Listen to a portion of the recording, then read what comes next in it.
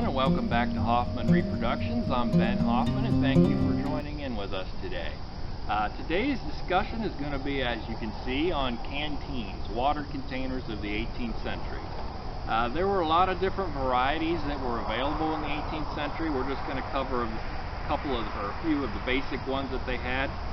And starting out here on the end, we have the ever popular wooden canteen.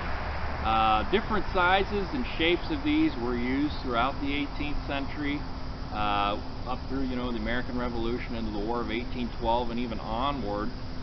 They tend to be made out of fruit woods. Occasionally they would be made out of oak and pine as well. This particular one is made out of pine, and it is a good serviceable way to carry a portion of water into the woods or field.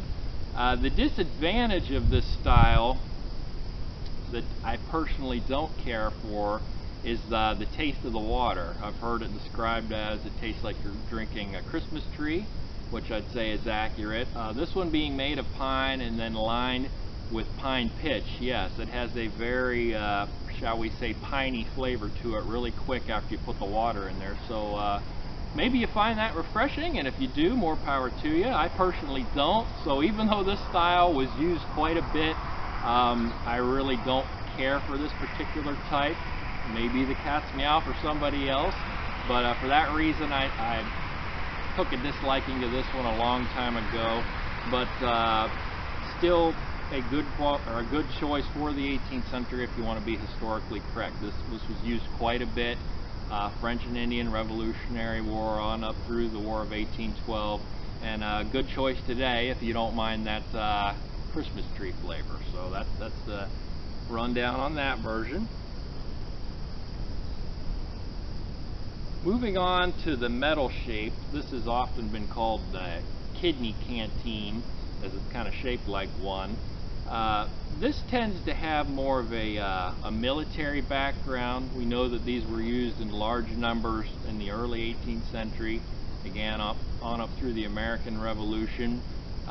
They were made out of either tin or, in this case, copper. It has advantages and disadvantages like all of them. Again, used quite a bit for military impressions. A lot of guys have these, and if it's documented to a particular unit, that's what you have to stick with. But again, after you put the liquid in a type of canteen like this, it starts to take on a metallic flavor this time. So we have the pine flavor going with this one, we have a metallic flavor going with this.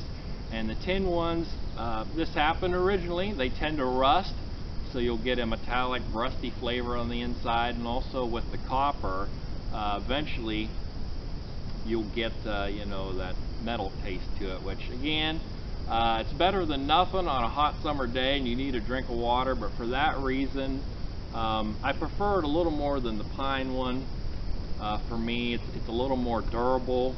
In the 18th century, common sense speculation says that they use this a lot because it was very easy to produce. You could have a guy that would, in a factory, cut it out, another guy solder it, someone else put on the fittings, and you've got a good serviceable water container. They could make thousands of these for the regiments in the 18th century. So again, tin or copper were the metals that were used quite a bit, but again, it's got that flavor issue that I really don't care for. So not a bad choice, not perfect, none of them are perfect, but not my preferred one. We're getting there. Next is my preferred one. The last variety that I have here is a leather covered bottle canteen. Of the three varieties that I have here, probably the most rare. There weren't a huge array of them, although there are a few that exist in museum collections that you can find, dated to the 18th century. And there's also some militia records or militia lists stating, going down through the list of what was required of the soldiers in one list. I don't have it in front of me, but it states that you had to have a canteen and it could be a glass bottle. So there we have some documentation to support that. But again, there's no perfect version. They all have drawbacks, but for this, the reason I like it the most is it's nice and streamlined, it's comfortable to carry. And with that glass bottle, no foul taste. So you're not going to get a metallic metal flavor like this one. You're not going to get the wood flavor or the pine flavor of that one. Whatever you put in there is going to taste just like whatever it is, with water, pure clean water, or whatever you want to put in there. And again, this is a documented style of the 18th century, a little more rare. So if you've got certain unit or regimental guidelines that would prohibit something like this, well, there's nothing you can do about it. But if you're doing some other impression that's a little more open-ended, this is my preferred choice for the reasons that we stated there. So that's the rundown on the Canteens here. Again, thank you for joining us today. We appreciate everybody's support. I just want to remind you, please feel free to subscribe.